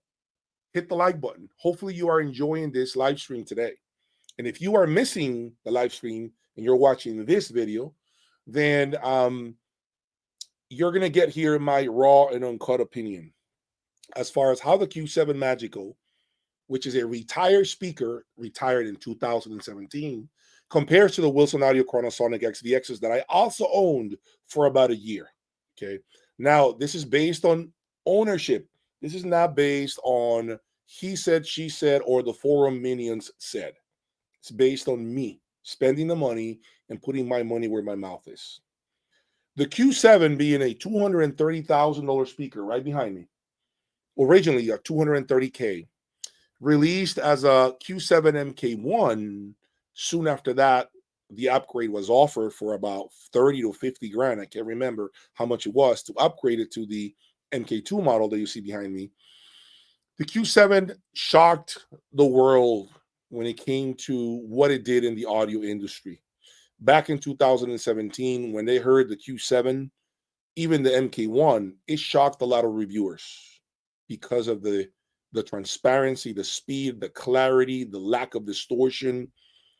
It is the most impressive cost no object speaker that I have owned. What does it do different than the Chronosonic XVX? Well, for me, for one, I mean, it's a far more efficient speaker. This speaker right here, you can play at a low volume and you're going to get all the music out of that speaker. You don't have to blow your eardrums to enjoy the speaker. Okay, that's not to say that the Chronosonic needed a lot of volume, but it certainly needed more than this speaker does. Also, this speaker naturally, it's just naturally clearer sounding than the Chronosonic was. Now, I don't know if that's just because maybe that's just the sonic characteristics of this speaker or whatever they're doing inside of the speaker, but it just sounds clearer than the Chronosonic without you doing anything to it. It just sounds that way. Okay. The imaging, I think that the Chronosonic takes the cake when it comes to the imaging. The imaging of the Chronosonic was a lot more dense, which is a very well-known attribute of Wilson Audio speakers. They image amazing. All Wilson Audio speakers tend to have incredible stereo imaging. The Chronosonic was the king when it came to that. However, when it comes to bass, the Q7 easily outperforms the Chronosonic in my room. In your room, it might be different, but in my room, the Q7 easily outperforms the Chronosonic. Now, if you have Chronosonics right now, maybe you have those bass towers in the back behind it, those hammer subs, whatever they're called, okay, to provide the low registers. I don't have to do that with these.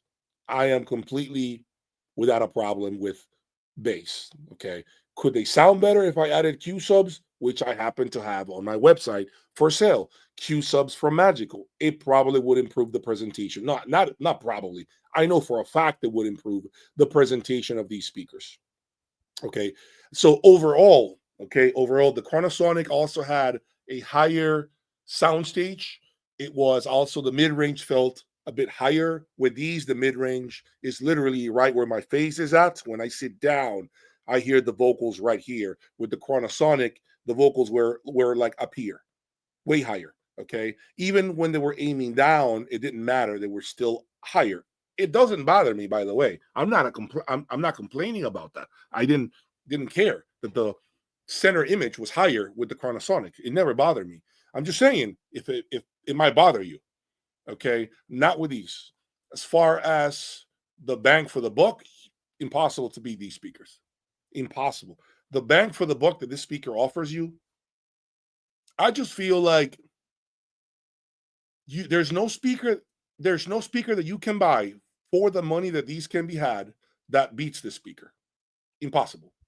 Impossible. So for me personally, when I think about the bang for the buck, this is a better speaker. What's more special? The Chronosonic is much more special. The Chronosonic, when you look at it, when you look at the structure, when you look at all the metal around it, when you look at the, the rear and all the adjustments and the time alignment, the Chronosonic has certainly a lot more built into it that makes you feel as if you have a much more special product.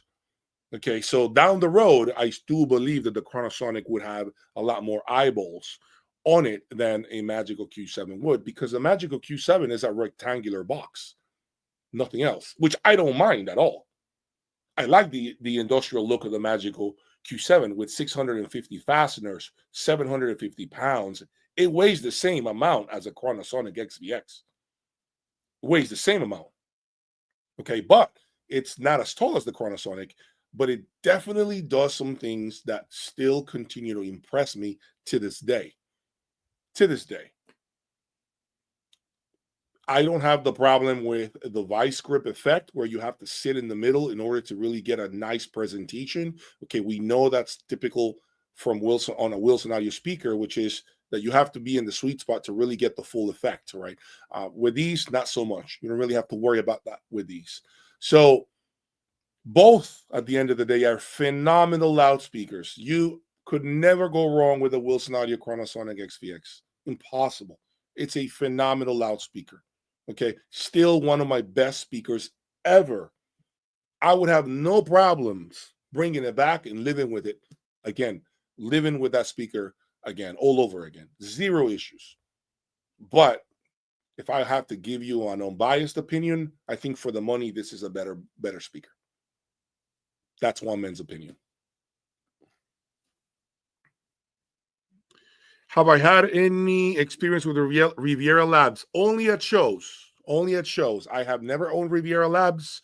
It's a very liquid sounding amplifier. It's a hybrid design, Italian made. They are 100 watts per channel, I believe, the monoblocks. It's a really fine product. There's absolutely nothing to really criticize it for, other than the fact that, unfortunately, it's not a well-known brand in the United States. It's making a lot of noise. I think Elliot Goldman is doing a phenomenal job showcasing that line of products at shows, and I believe he's going to have them at the Florida Audio Show that's happening in about 14 days. Okay, so you might get some more videos from me when it comes to Riviera Labs, and as far as like maybe this new loudspeaker from Global, that new, I think it's a $50,000 or $60,000 loudspeaker. So you're going to hear more Riviera Labs on my channel for sure. I know Elliot and I are going to do some future videos, some future collaborations in content. I've been getting a lot of questions when it comes to Riviera Lab products too, by the way. A lot of people are starting to pay more attention to that brand. Maybe, who knows, it's a matter of time before I decide to snatch a pair of those amplifiers and bring him here for an evaluation.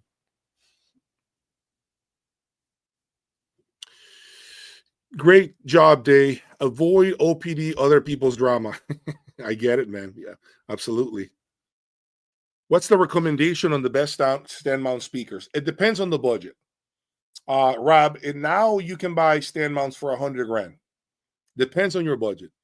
My top two contenders right out of the gate would be the Borison M1s and the TADS, the stand mounts, the reference mounts. I think it's called the CR1, I think they're called. Those would be my top two contenders. If I'm looking for a cost no object stand mount, those are my two top stand mount loudspeakers. You're looking at the Magico A3. Great speaker, man. Great speaker, the Magico A3. Excuse me, but OCD's use of the words brother and friend just seems a bit hollow. Also, his stride stick, he's not for me. Okay, nothing wrong with it. You have to identify whose personality you vibe with, who is it that you want to do business with, who really checks your boxes as far as the experience, the customer service, as far as how they treat you, as far as how they talk to you. You have to vibe and you have to find that personality. I agree with you. Like, I agree that we all should do business with people that we like, that we can have conversations with. If Mikey's approach and vocabulary isn't to your liking, I get it. I actually have been told by people out and about that one of the biggest things that they dislike about him is his use of profanity, the thumbnails he uses on videos, and how he talks to people. I have been told that, but I'm not going to make a video about it like publicly. I'm just having a one-on-one conversation with you all that follow me.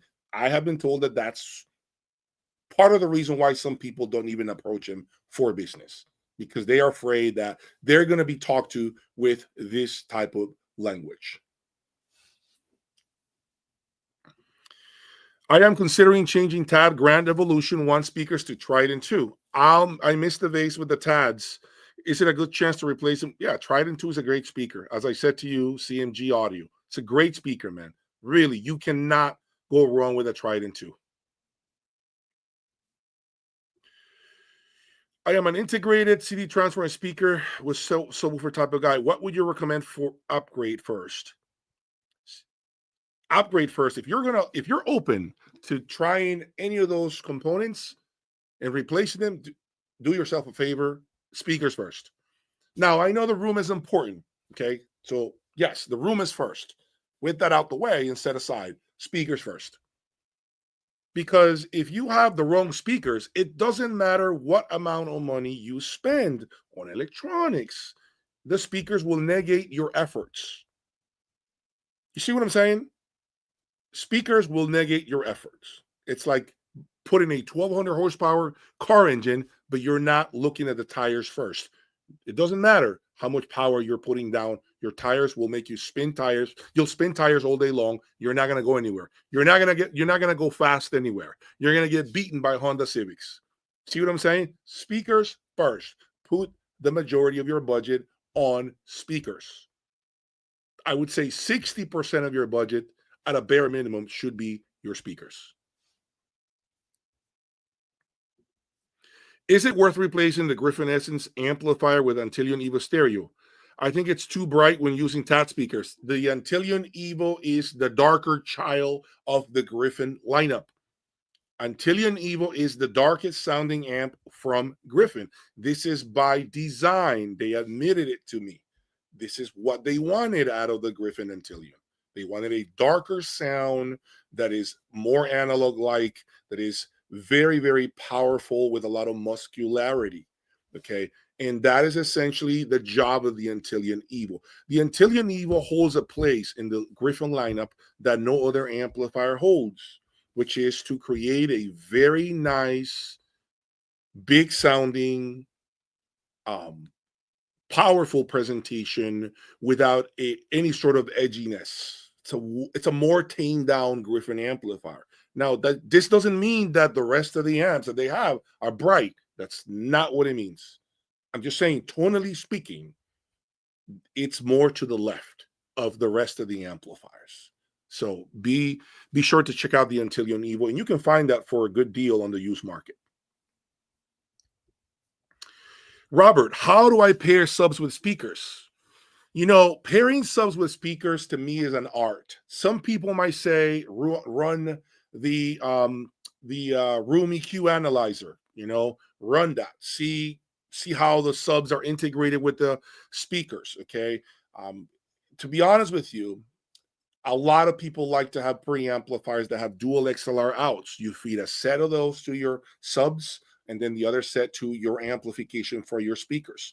This is one of the reasons I think why REL subs also exist, because you are supposed to connect those subs to your amplifier. It's a special neutral connector type of connection that is connected to the binding posts of your power amplifiers. And so they take the signal from the amplifiers and they do their magic from there, as opposed to other line level subs like Magicos, JL Audios, yada, yada, yada, that take it from your preamplifier. Okay, how do you dial those in? To be honest with you, it's an art, man. It's an art that I have not mastered yet. I might potentially end up in that direction, Robert, But I would say do as much research as you can, because it's not as simple as just throwing the subs in the corner, adding volume, and pushing play. Trust me, it is not as simple as that. I would use a lot of those tools that you normally see to analyze your room's performance and see where you have, holes in the frequency range, and try to compensate with those subs to try to boost up these areas of concerns where you have holes, where you have dips. Okay, but that takes you basically to an entire different type of setup where you're going to have to move the subs around the room, listen again, run those measurements again, obviously add more volume to the subs, less volume. It's a very tricky situation, and as far as I know, it's all done by year. Okay. DM, I would like to know if the playback design is truly all that is said to be. Since you have the gear to prove this, it seems like it's an industry service, not because OCD Mike says so.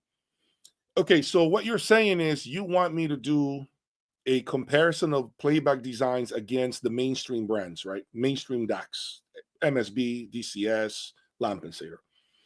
And I hear you loud and clear, but to me, this sounds more like an attempt at me trying to discredit Mike for this playback design brand, right? And again, I gain nothing from it. I know you make it sound like it's a service to the audiophile community. I understand that. But for me to do that, it's just I start a shit show that I don't want to be a part of. I really don't. I I would say do your homework, do the best you can to maybe get out there and listen to that DAC if you can. Go visit him. Go have a listen. Maybe you like it. And if you dislike it, just be honest with him. I don't think he would be offended. I don't think so. I think he could take criticism. If you got to tell him, hey, look, I don't think it does what I like for it to do in my system. And so, I want to buy something else. That would be fine. I don't think he would be offended. He knows his brand is not for everyone. He understands that. No brand is universal of anything, including cars. So I would love to do what you're saying of me comparing it and bringing it into the lab. But number one, I don't have access to one. He's not going to sell me one. If you have one to send me or know someone that can send me one, then maybe we can have that conversation offline and see if we can put something together. Maybe I can bring it in here into my system and connect it and see where the cards may fall. But for me to attempt to do that to him directly, I just don't think it's cool on my part. Greetings, Rami. Thank you for all the way from Romania. Thank you for your work and honesty. I appreciate it. Thank you for being with me here, man. Thank you for being with all of us today. Can you give YG Acoustics Summit match? Can YG Acoustics Summits match the A5s? I've never heard those YG Acoustics, but I do know they build quality products, quality speakers. Okay, so I'm not going to say YG Acoustics is trash. It's a really good American brand. How good they fare against Magical A5s, it's tough to tell. I would have to have them in here and compare to give you an opinion. I know the A5s are great speakers, quality speakers. And to me, it's one of the most successful speakers from that Magical has ever built. Okay, so Rob, the problem with OCD is that he often goes off as half-cocked. He says things like Sim Audio is a sellout. Wow, I didn't hear that. When it's still a family-owned operation of Canada. He says this about many. You caught off there, so maybe if you want to keep going, let me know what else he says.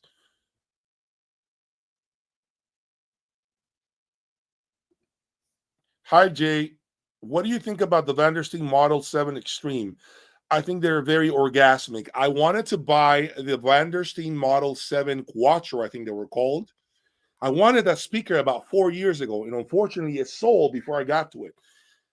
Vandersteen is a brand that I've wanted to try.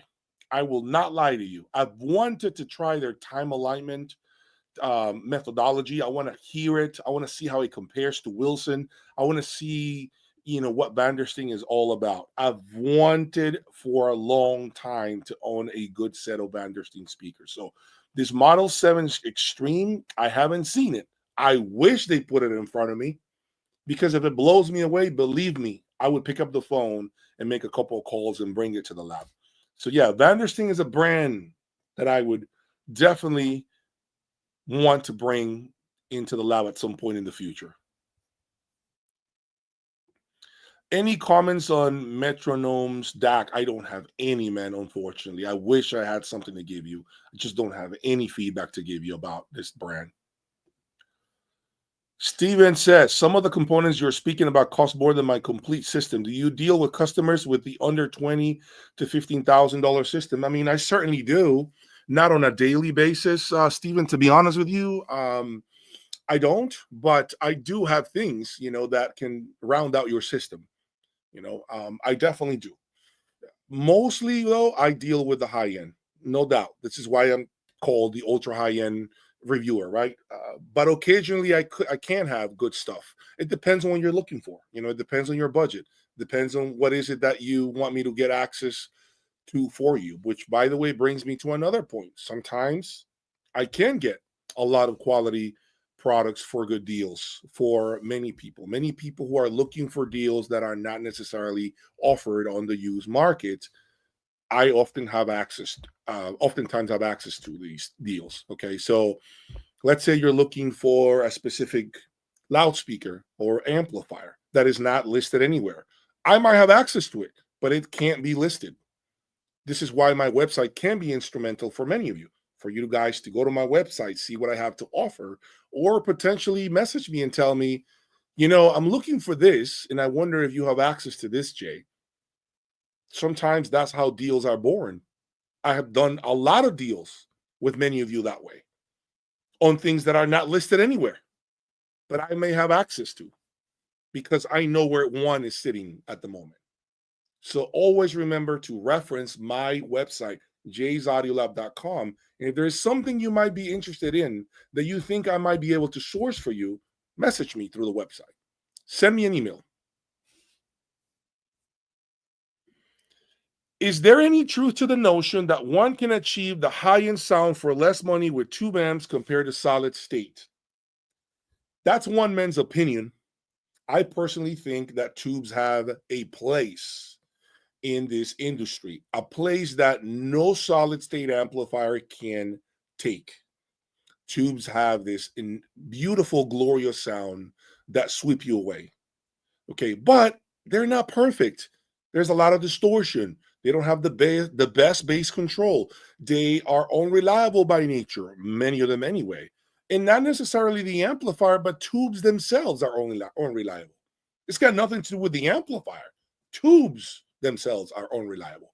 So that's one thing that a lot of people don't want to deal with.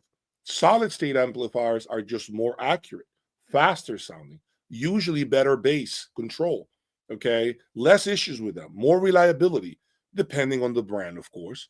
So when you say one can achieve high-end sound for less money with tube amps, I can see where a case can be made for that. Yes, for example, AGD amplifiers, they have a tremendous sound and they're not necessarily a lot of money. Yes, I think you can reach. Let's put it this way. Let's rephrase it as this: you can achieve a high level of satisfaction through a tube system that will cost less than a solid state system. The answer is yes. A resounding yes. Yes, you can. Okay, because you can find a lot of quality tube gear that is not super expensive that will absolutely satisfy you, absolutely keep you happy, and will not make you want to go the solid state route.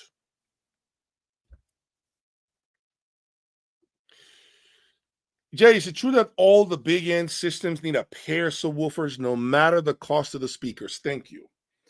I think systems that are in rooms that are big, like, I don't know, 25 by 40, 12-foot ceilings, you're going to need subs. Yes. You're going to need subs or a speaker that has built-in powered woofers because those rooms are too big to really pressurize the room with bass. There is no speaker, unless you're talking about something that we normally don't discuss or see on a daily basis. Okay, that might be the only exception, but for the most part, a room that's big will need subs. Will need subs because think about the volume levels that you're going to need to pressurize a room with just speakers. The amplifiers you're going to need. It's too difficult. Okay, so you're probably going to always need subs in large spaces, medium-sized spaces to modest to small spaces. I think that's more of like a personal thing, but I don't think it's mandatory as it would be with a large room, 25 by 40. You're going to need subs, period. You're going to need subs. Okay. Beyond resolution, I just got a Kaner tube amplifier. Oh my God, it's on another level. Measures as good as a solid state tube, but still tube glory. Sounds insane. Oh, my Eggleston works. Great.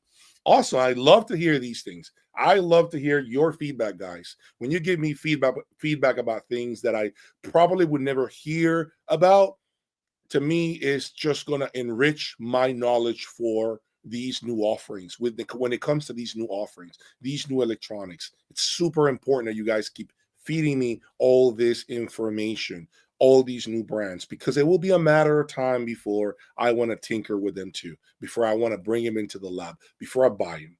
All right. So thank you for that information and that opportunity to hear you talk about what is blowing you away. Okay. What I offer are things that, yes, unfortunately, are not products that are affordable, but rest assured that if you told me your system sounds amazing and you've only spent 10 to 15 grand, I have no reason to not believe you. I believe a lot of great sound can be had for a fraction of the cost of what you see behind me. I believe in that. Absolutely believe in it. I was very satisfied in my early days with just a regular Martin Logan speaker, and I believe I had some Macintosh amplifiers, and I can't even remember the source that I had at that point in time. I think I was feeding my preamplifier with its built-in DAC with just a laptop, and I was happy. I thought it was a phenomenal system. So I believe you. A lot of good systems can be had for thousands of dollars, not hundreds of thousands of dollars, which is very important. But you got to know what you're doing, though. You got to know what you're doing. That is key.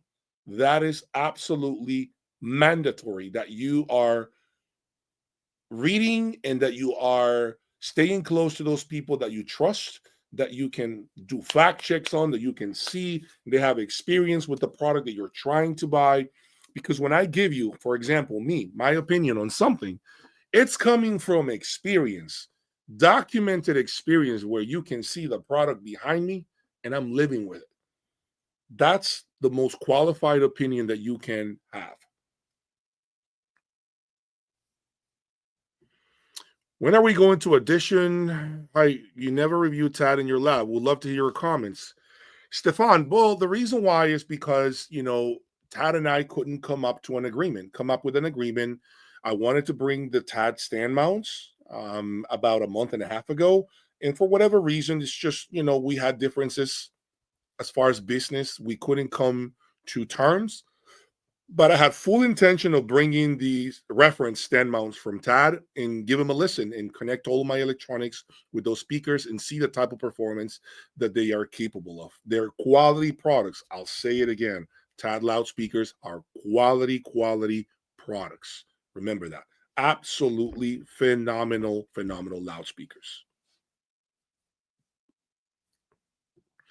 Hi, Jay. Are you coming to the high-end show in Munich 2025? A fan from Germany. I don't think I'll be coming this time, Mako.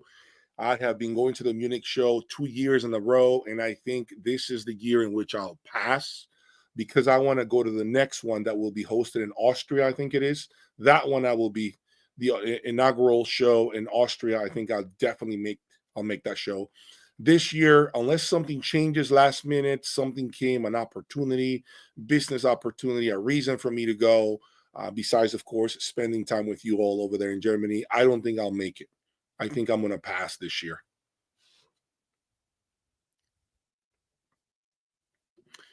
When are we doing Super Linton, Wharfdale? Oh, interesting.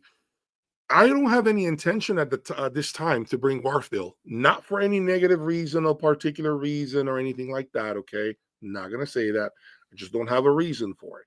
Okay, but things can change. You know how I am. Which speaker brands other than Wilson truly excel at imaging? That's a simple question. Electrostatics, panels, Magnepans, Martin Logans, quads, they all image like crazy. Those are the easiest one. And if you want a box speaker that images quite well, I'll tell you, Borison, phenomenal. Borison images extremely, really, really, extremely well. Extremely well. Okay, so now that I have gone through all your questions, folks, I've been with you for 2 hours and 6 minutes. I have to get ready. The Super Bowl is today.